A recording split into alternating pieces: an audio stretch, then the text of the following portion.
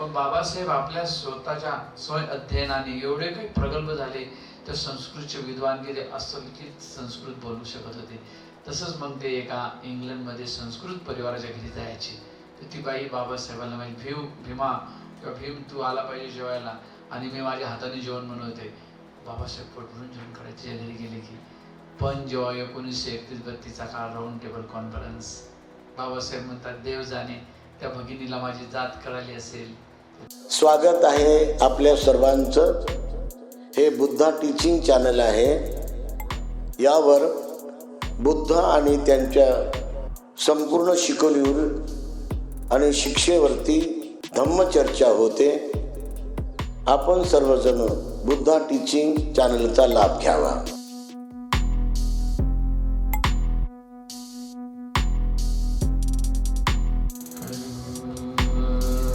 नारधय शीतलं पय्यापजोतविहत्तमहत्तमं सनरामरलोकगुरुं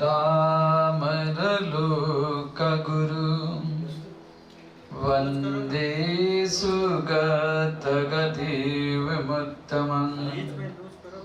ज्यांचे हृदय अनंत दया, अनंत क्षमा, अनंत करुणेने भरलेले आहे, ज्यांनी इहलोकी राग, द्वेष, मोह, अज्ञान अंधकाराचा आपल्या प्रज्ञेने नाश केला आहे, असे देवता आणि मनुष्याचे गुरु, प्रज्ञेचे उद्गाता, विश्व शांतीदूत, महाकारुणिक तथागत भगवान बुद्ध, त्यांचा पवित्र पावन हा सद्धम्म आणि या सद्धम्माचा प्रचाराने प्रसार करणारा पवित्र भिक्खू संघ, ज्यांनी आपल्याला या त्रिरत्नाची ओळख करून दिली, असे विश्वरत्न बोधिसत्व डॉक्टर बाबासाहेब आंबेडकर यांच्या 135व्या जयंतीच्या निमित्ताने आज ही 22वी ऑनलाईन धम्मपरिषद सिद्धार्थ गेस्ट हाऊसमध्ये होत आहे.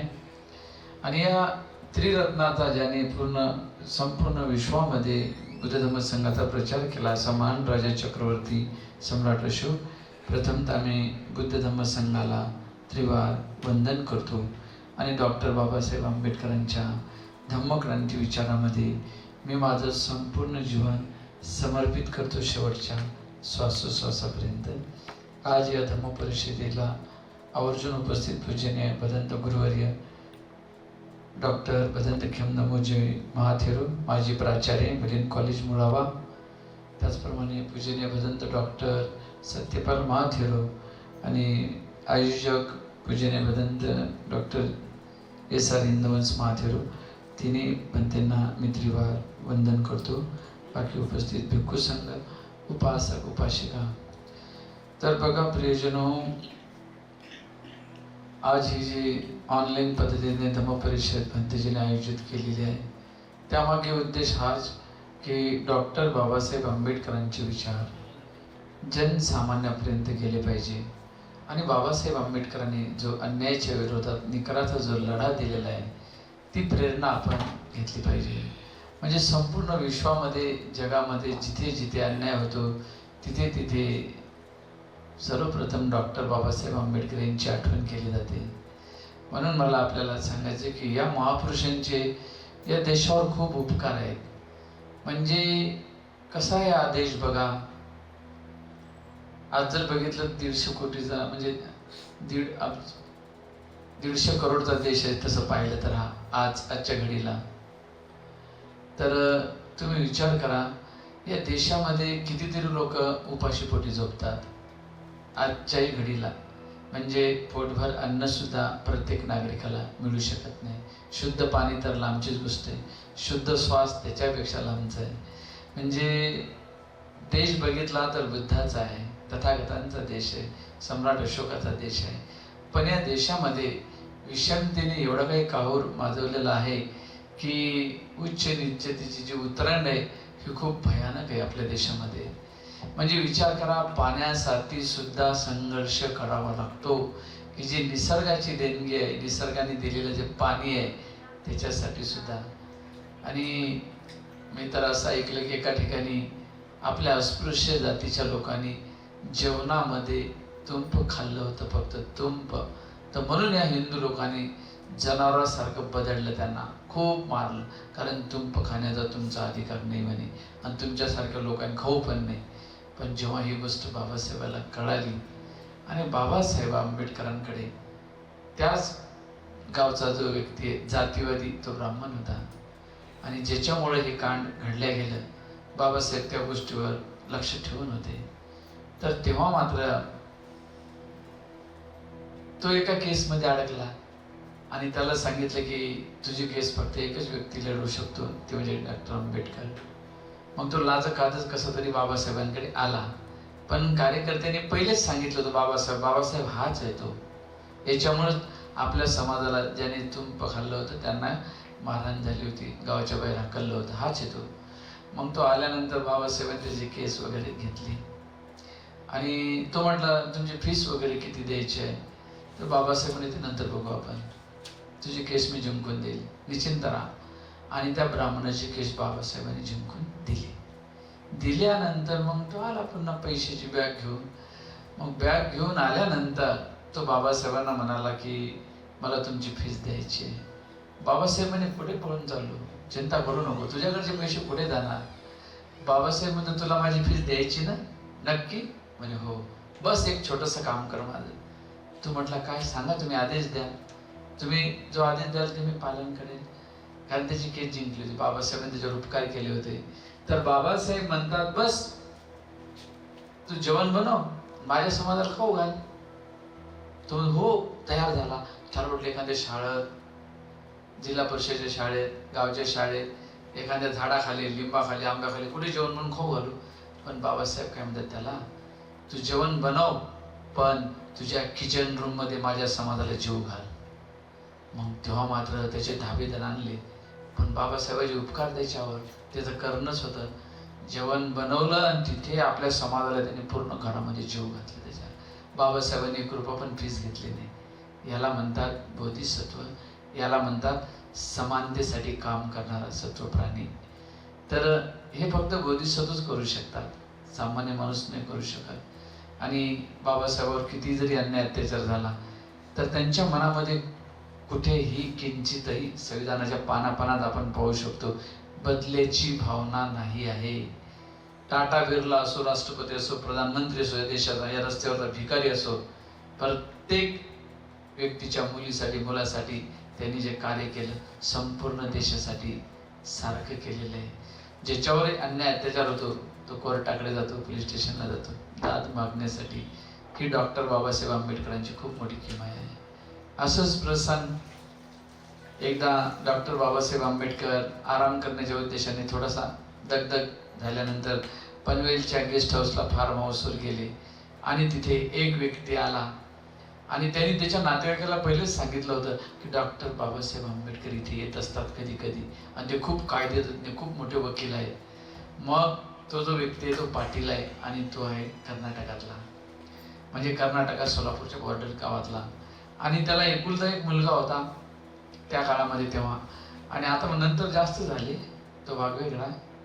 तर ते एकुलत्या एक मुलावर तो शेतामध्ये फक्त फिरायला गेला आणि कोणीतरी खून केला होता, त्यांच्या शेतामध्ये मर्डर केला होता, आणि ती केस त्याच्यावर आली आणि ब्रिटिश सरकारने त्याला फाशीची सजा सुनावली. मग तेव्हा तो पाटील आला, आपल्या नातेवाईकांनी तार केली की पहिले विचारलं की बाबासाहेब येणार आहेत का पनवेलच्या फार्म हाऊसवर. तर कळालं की हो ते येणार आहेत, नक्की येणार आहेत. मग त्यांनी तार केली, म्हणे बाबासाहेब आंबेडकर येणार आहेत, तुम्ही परिवारासहित या म्हणे. मग ते आले. आल्यानंतर ती बाई आली, त्या मुलाची आई, त्यानंतर त्याची पत्नी, त्याचे वडील, 3-4 जण आले. श्रीमंत व्यक्ती, काहीच कमी नाही घरी. मग तिने ते जे बाळ आहे, छोटंसं बाळ, ते धरलं आणि बाबासाहेबांच्या पायावर टाकून दिलं, त्या माणसाच्या आईने, जो जेलमध्ये जाणार त्याच्या आईने. मग म्हणाली की ती कन्नड भाषेत काहीतरी पुटपुटली आणि रडू लागली. त्याची पत्नी पण रडू लागली.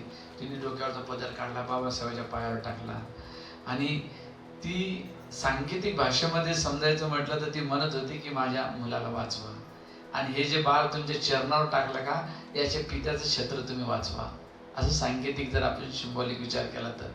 मग बाबासाहेबांना किती भाषा येत नव्हती, तो कन्नड समजतही नव्हती त्यांना. मग त्यांनी शिवराम जानबा कांबळेला विचारलं, कांबळे काय म्हणते नेमकं, इथं म्हणणं काय आहे? मग त्यांनी त्यांना कन्नडीत होती, आपल्या माणसाला पण त्यांनी कन्नडमध्ये संवाद केला समोरच्या व्यक्तीसोबत, काय झालं, कसं झालं, हे बाळ का टाकलं. तर मग कन्नडमध्ये तो यांना म्हटला, समोरचा व्यक्ती, की हे जे बाळ बाबासाहेबांच्या चरणावर याच्यासाठी टाकलं की याच्या पित्याचं छत्र हरू देऊ नका, आणि हे तुम्हीच वाचवू शकता, दुसरं कोणी नाही. आणि ही जी बाई ही सून आहे आणि हिचा तो पती आहे, तिचं कुंकू पण पुसू देऊ नका, असं ते कन्नडमध्ये बोलत आहे. बाबासाहेब म्हणले ठीक आहे. पूर्ण केस समजून घेतली बाबासाहेबांनी. बाबासाहेबांना माहिती होतं, जर कन्नडमध्ये जाऊन केस लढायची म्हटलं तर आर्ग्युमेंट करायचं, थोडंसं इंग्लिश करावं लागेल, आणि कन्नड तर त्यांना तेवढी समजत नव्हती, कळतही नव्हती, पण ती शिकायची, पुन्हा बोलायची, पुन्हा आर्ग्युमेंट करायची, वेळ बराचसा जातो. मग त्यांनी आयडिया केली बाबासाहेबांनी, ती केस सोलापूरला वर्ग करायला सांगितली, सोलापूरच्या कोर्टामध्ये, आणि सांगितलं की मी सोलापूरच्या सेशन कोर्टात येतो. मग बाबासाहेब आले ठरल्या पद्धतीने, आणि नंतर बाबासाहेबांनी इतकी सुंदर आर्ग्युमेंट केली की समोरचा जज पण हैराण झाला. की बाबासाहेबांनी म्हटलं ठीक आहे, याने खून केला, असं कोण म्हणते, ब्रिटिश पोलीस म्हणतात. तर बाबासाहेब म्हणतात की ते पोलीस तिथं हजर होते का यांनी खून करताना, की हा खून करत आहे आणि पोलिसांनी डोळ्यांनी पाहिलं, आय विटनेस. तर ते म्हणाले नाही. मग नाही तर मग तुम्ही कसं काय म्हणता यांनी खून केला? मग कदाचित खून जर पहिलेच करून टाकला असेल तिथं, तर तुम्ही PM केलं का, पोस्टमार्टम केलं, बघितलं खून कधी झाला, रात्री झाला, दिवसा झाला, सकाळी झाला, का झोपेतच मारून आणून टाकला, हे बघितलं का? ते म्हणतात नाही. मग असं नाही करत मग तुम्ही हो कसं काय म्हणता की फाशी द्यायची? मग बाबासाहेबाच्या एका आर्ग्युमेंटने ती फाशी वाचली. वाचल्यानंतर मग तो वाचू शकला, म्हणजे एक बाळ तर होतच त्याला, आता 3-4 बाळ झाले त्याला. नंतर त्याचा मुलगा आमदार झाला. एवढा सोलापूर जातीवादी जिल्हा आहे आजही बघा, कट्टर आरेषेचा. पण जेव्हा महाराष्ट्रामध्ये त्या काळात मी 98ला बघितलं, 14 एप्रिलची मिरवणूक जी काढली होती ते औरंगाबाद 1 नंबर होतं. 98ला 1 नंबर, की 99ला डायरेक्ट लगे लखनौ 1 नंबर आलं, मायावतीचं शासन तिथे आल्यानंतर लखनौ 1 नंबर. नंतर सोलापूर जे 1 नंबर आहे आता महाराष्ट्रात, आजही तेच आहे. कारण आता जरी कोर्टाने समजा DJ गिजेच्यावर बंदी आणली, इतका खर्च केला जातो सोलापूरच्या 14 एप्रिलवर, म्हणजे मिरवणुकीवर, तेवढा महाराष्ट्रात कुठेच केला जात नाही. आणि आजही तो जो पाटील परिवार आहे त्यांच्या देवघरामध्ये डॉक्टर बाबासाहेब आंबेडकरांची प्रतिमा, फोटो त्यांनी ठेवलेला आहे. जसे ते इतर देवी देवतांची पूजा करतात, तर त्या बाबासाहेब आंबेडकरांच्या फोटोला दररोज अगरबत्ती लावतात. ते म्हणतात देव जर कोणी असेल तर हा व्यक्ती आहे, आणि हा देव जर नसता तर आमचा जन्म झाला नसता, असं ते पाटील घरातले लोक म्हणतात. विचार करा, तो व्यक्ती वाचला म्हणून त्याला 3-4 लेकरं झाले, त्यातला एक जण आमदार बनला. म्हणजे बाबासाहेब आंबेडकर हे समतामूलक तर होतेच होते, कायदेतज्ञ होतेच होते, ते सर्व समावेशक होते, कोणत्याच गोष्टीची कमी त्यांच्यामध्ये नव्हती. पण शिकत असताना त्या महापुरुषाला खूप त्रास झाला. पोटाला पोटभर अन्न भेटायचं नाही, जेवण भेटायचं नाही. जेव्हा अमेरिकेला होते शिकत असताना 1913 ते 15चा काळ, तर नवल भतेना गुजराती मित्र त्यांनी पापड आणले होते बडोद्यावरून. मग बाबासाहेबांनी काही दिले, तर ती जी मालकीण आहे ज्या रूममध्ये बाबासाहेब राहत होते ती लई कडक होती. काही घंट्यानंतर रात्री झोपताना ती दिवाबत्ती बंद करायला लावायची. तर बाबासाहेब दिव्यावर अभ्यास करायची. चिडी राहते ना, चिडी छोटीशी, त्याला काच बी नसते, काहीच नाही. त्याच्यावर पत्रा ठेवायची, भूक लागली पत्रा, आणि त्या पत्रावर तो पापड ठेवायची. मग तेव्हा तो नवल भतेना माहिती, आंबेडकर सो जाओ रात बहुत हो गई. तेव्हा बाबासाहेब म्हणतात क्या करूँ भतेना, मेरे पास तो समय बहुत कम है और पेट की आग तो बुझा नहीं सकता, भूख तो बहुत लग रही, क्या कर सकता हूँ, तुमने जो पापड़ लाई वो खाकर मैं मेरी भूख मिटा रहा, लेकिन ज्ञान की भूख कभी मिट नहीं सकती मेरी. तेव्हा ते बाबासाहेब फ्रँकलिन रूझवेल्ट, अमेरिकेचे माजी राष्ट्राध्यक्ष, त्यांचं वाक्य त्याला सांगताना ते म्हणतात की फ्रँकलिन रूझवेल्ट म्हणतात, साधं राहणीमान, वेळेचं काटकसर जो व्यक्ती करेल त्याला यश जीवनामध्ये नक्कीच मिळेल. आणि तेच बाबासाहेब जेव्हा लंडनला जातात स्कूल ऑफ इकॉनॉमिक्समध्ये, तिथे पण भूक होतीच, कारण पोटभर अन्न भेटायचं नाही. तर बाबासाहेब म्हणतात मग ते पुस्तकात लपून पावाचा तुकडा खात होते, आणि तो तुकडा खात असताना त्या लायब्ररीयननी पकडलं बाबासाहेबाला, आणि मग ते म्हणे की तुमचा आता मेंबरशिप कॅन्सल करू, रद्द करू. बाबासाहेब आंबेडकर थर्र घाम फुटला, कारण आपण कशासाठी आलो, शिकायसाठी. आणि जर लायब्ररीतच येता नाही आलं तर मग अभ्यास कसा करायचा, ज्ञान कसं घ्यायचं. तर मग तो लायब्ररीयन बाबासाहेबाकडे पाहून पुन्हा म्हणाला, तुम्ही हा पावाचा तुकडा कोण खात होते. मग त्यांनीच बाबासाहेबांनी सांगितलं, माझ्याकडे पूर्ण पैसे नाही आहेत पूर्ण जेवण करण्यासाठी, मग थोडंसं खातो कसं तरी, तेवढ्यावरच भागवतो मी. मग तो म्हणाला, ठीक आहे, तुम्हाला पनिशमेंट तुम्ही दिलीच पाहिजे आणि ती पनिशमेंट तुम्ही स्वीकारली पाहिजे. मग बाबासाहेब अजून घाबरले. त्याला वाटलं आता नेमका काय करतो हा, माझं ॲडमिशन कॅन्सल करतो की काय. तो म्हणतो, उद्यापासून मी डब्बा आणील, त्या डब्यात माझ्या डब्यामध्ये तुम्ही माझ्यासोबत जेवायचं. बाबासाहेबांनी घाम पुसला आणि काय वाटलं असेल त्या महापुरुषाला, विचार करा. तसाच एक संस्कृतचा परिवार. लहानपणी बाबासाहेबांना संस्कृत त्यांच्या वडिलांनी सांगितलं, शाळेमध्ये जा की संस्कृत विषय घेता नाही आली, त्यांना पारशी घ्यावी लागली. ब्राह्मण व्यक्ती शिकवणारा संस्कृत तो म्हटला की मी बालविवाहाला, हा महार अस्पृश्य, त्याला संस्कृत शिकवणार नाही. पण बाबासाहेब आपल्या स्वतःच्या स्वय अध्ययनाने एवढे काही प्रगल्भ झाले, तर संस्कृतचे विद्वान की ते अस्खलित संस्कृत बोलू शकत होते. तसंच मग ते एका इंग्लंडमध्ये संस्कृत परिवाराच्या घरी जायचे. तर ती बाई बाबासाहेबांना म्हणजे भीमा किंवा भीम तू आला पाहिजे जेवायला आणि मी माझ्या हाताने जेवण बनवते. बाबासाहेब पोट भरून जेवण करायचे घरी गेले की. पण जेव्हा 1931-32चा काळ, राऊंड टेबल कॉन्फरन्स, बाबासाहेब म्हणतात, देव जाणे त्या भगिनीला माझी जात कळाली असेल तर तिलाच माहितीचे काय विचार. पण इंग्लंड अमेरिकेमध्ये असणारे ब्राह्मण लोक सुद्धा ते वेगळे ब्राह्मण आहेत. आपल्या देशातल्या कर्मठ ब्राह्मणासारखे मनवादी विचाराचे नसतात, तर ते समतामूलक विचाराचे असतात. तर तिला धन्यच वाटलं असेल की ज्या हाताने आपण जेवण बनवून ज्या महापुरुषाला खाऊ घातलं, त्यांनी या देशावर उपकार केले आणि या देशाचं सुंदर असं संविधान लिहिलं. म्हणजे बघा, सांगायचं तात्पर्य हे की डॉक्टर बाबासाहेब आंबेडकर या देशामध्ये जन्माला आले आणि देशाला न्याय देण्याचं काम केलं. आज जर आपण विचार केला, इंग्लंड अमेरिका पुराडलेले देश आहेत आणि लोकशाही विचाराचे दोन्ही देश आहेत. पण तुम्ही विचार करा की इंग्लंड अमेरिकेमध्ये सुद्धा बाबासाहेब आंबेडकरांना एवढा हुशार एखादा विद्यार्थी होऊ शकला नाही. तो बुद्धाच्या देशातच होऊ शकला. कारण जिथे तथागत बुद्ध जन्माला येतात, ज्ञान प्राप्त करतात, संपूर्ण जगाला आपल्या ज्ञानाने दैदीप्यमान करत असतात, तिथेच असे बोधिसत्व जन्माला येत असतात. म्हणून तुम्ही जे उपासक उपासिक आहात, तर तुम्ही खूप धम्माचं पालन केलं पाहिजे, कुशल कर्म संपादन केले पाहिजे. आपापल्या पद्धतीने आपापल्या परीने आपण या धम्माचा अभ्यास करून डॉक्टर बाबासाहेब आंबेडकरांचे विचार लोकांपर्यंत नेले पाहिजे. कारण हे जर केलं तरच तुम्हाला सुख प्राप्त होणार आहे. निब्बाण जेव्हा मिळायचं तेव्हा जरूर मिळेल. जर तुम्ही धम्म पथाने धम्म आचरणाने शुद्ध असाल, शुद्ध पद्धतीने तुमचं आचरण असेल, त्याच पद्धतीने धम्म जेवढा तुम्हाला कळाला तेवढा इतरांना तुम्ही सांगण्यात सफल झाला तर तुमचं जीवन सफल झालं.